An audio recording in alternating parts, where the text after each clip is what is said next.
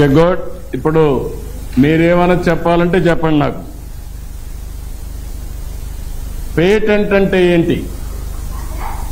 Patent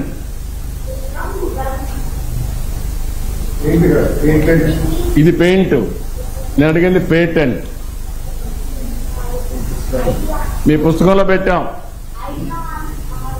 ఐడియాని. ఇప్పుడు మీరు ఒక వస్తువుని తయారు చేస్తారు. మీరు సమాజంలో చూస్తూ ఉంటారు. చూస్తూ ఉంటే మీకు కొత్త ఆలోచన వస్తుంది. మీలో ఎప్పుడు కూడా ఒకటి ఉండాలి, రొటీన్గా ఆలోచిస్తే మీకు ఆలోచనలు రావు. వినూత్నంగా ఆలోచిస్తే కొత్త ఆలోచనలు వస్తాయి. ఆ కొత్త ఆలోచనే ప్రయోగాలకు దారి తీస్తుంది. అప్పుడు కొత్త వస్తువులు మీరు తయారు చేస్తారు, ఇన్నోవేట్ చేస్తారు.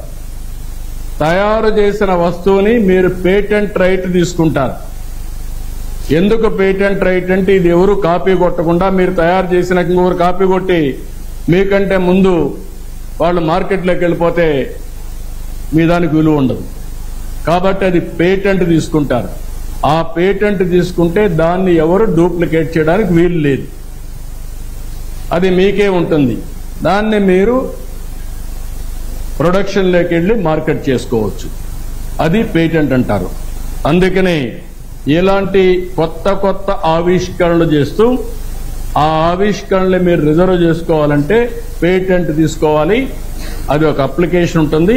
అవన్నీ మళ్ళా మీకు ఎక్స్ప్లెయిన్ చేస్తారు. ఇక్కడ ఉండేవాళ్ళు ఏం కావాలనుకుంటున్నారు మీరంతా? మొన్న ఓకే, ఇక్కడ ఉండే వాళ్ళల్లో 7వ తరగతి నుంచి వచ్చారు 8కి, అవునా కాదా? మీరు A1 హైయెస్ట్ కదా, A1 అంతేనా? Rank is highest A1. A1 వచ్చాడు, చేతులు పైకెత్తండి. A1 okay. A1 వచ్చిన వాళ్ళు మళ్ళా నేను చూస్తాను మీ పుస్తకం ఇది ఓకే, దించండి. A2 వచ్చిన వాళ్ళు చేతులు పైకెత్తండి. A2 ఎవరు లేరు. B1 5 మంది. B2 6 మంది. ఇంకేమన్నా ర్యాంక్ C ఉందా? C1 వచ్చిన వాళ్ళు ఓకే. C2 వచ్చిన వాళ్ళు ఓకే. D ఉందా?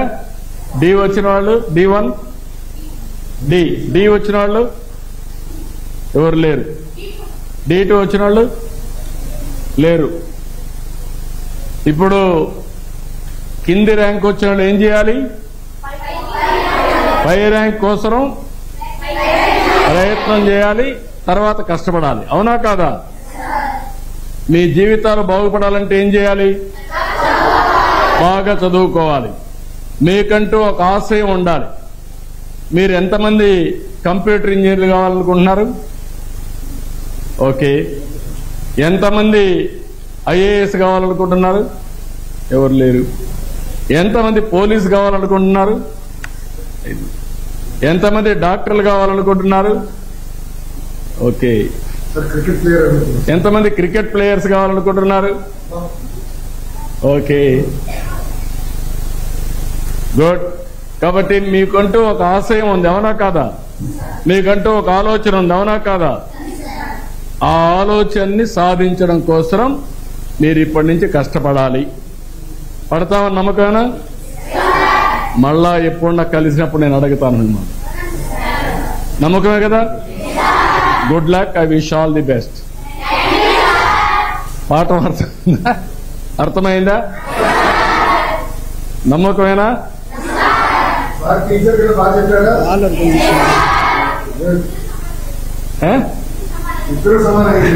నువ్వు మీ టీచర్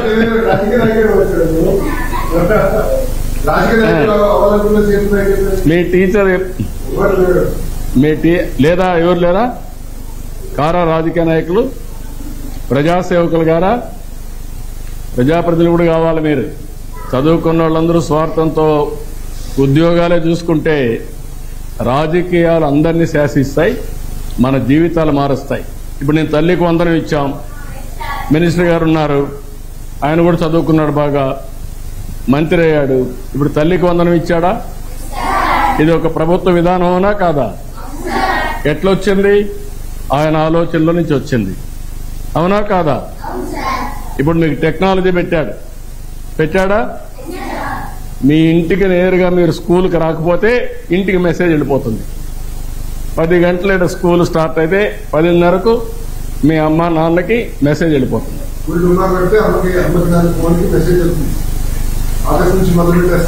ఇప్పుడు దుమ్మా కొడతారు. ఇప్పుడు దుమ్మా కొట్టడానికి వీలు లేదు. అవునా కాదా? అది I wish all the best. Good luck. ఇక్కడ అక్కడ తీసుకుంటే బెటర్ కదా. మీ ఆడ కూర్చుంటే బెటర్ కదా, నిలబడుకోవడం కదా. గుడ్. ఇప్పుడు మీరేమైనా చెప్పాలంటే చెప్పండి నాకు. పేటెంట్ అంటే ఏంటి? పేటెంట్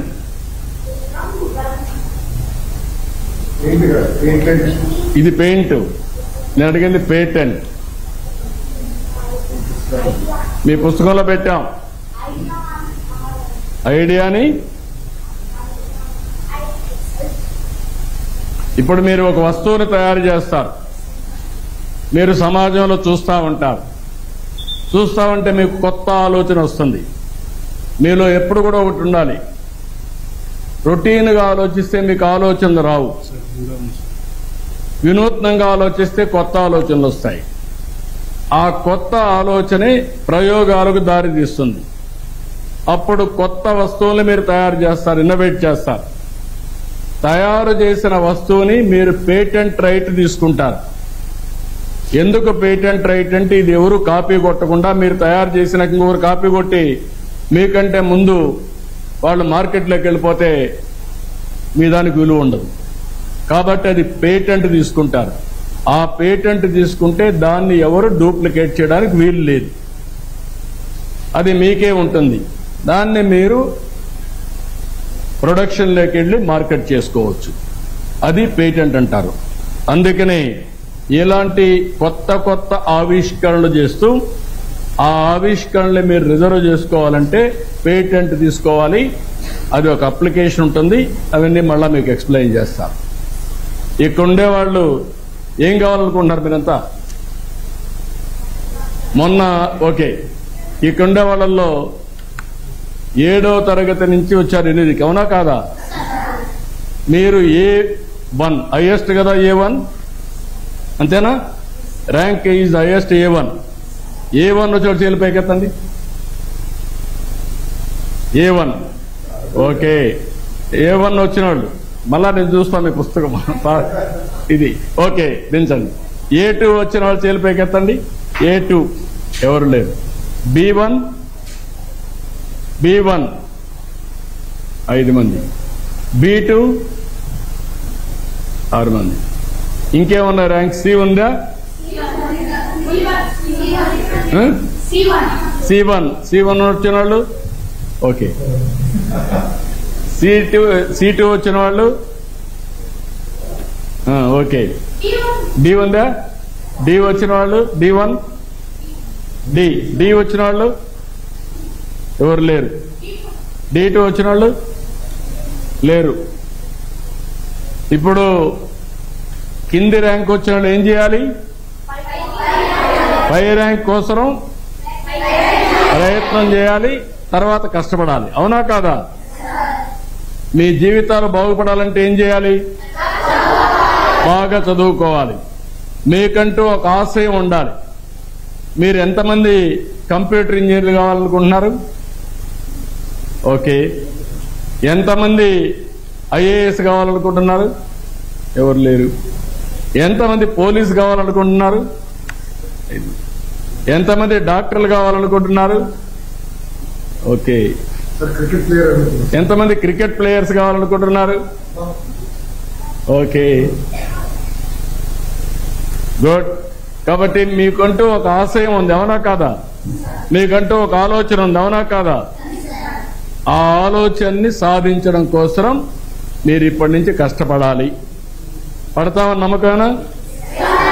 మళ్ళా ఎప్పుడు నాకు కలిసినప్పుడు నేను అడుగుతాను మిమ్మల్ని. నమ్మకమే కదా?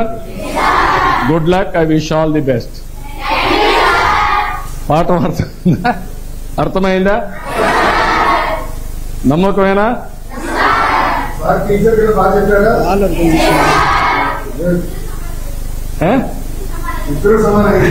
నువ్వు మీ టీచర్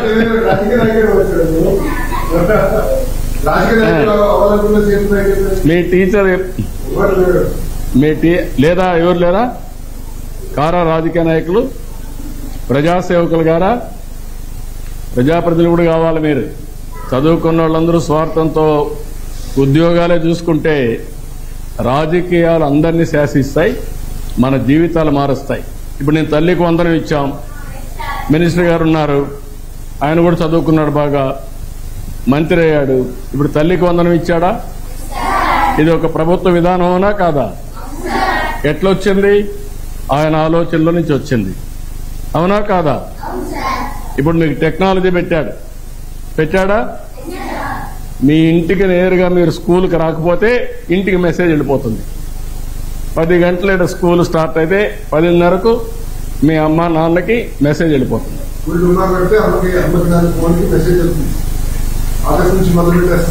ఇప్పుడు దుమ్మా కొడతారు. ఇప్పుడు దుమ్మా కొట్టడానికి వీలు లేదు, అవునా కాదా? అది I wish all the best. Good luck. ఎక్కడ అక్కడ తీసుకుంటే బెటర్ కదా? మీ ఆడ కూర్చుంటే బెటర్ కదా?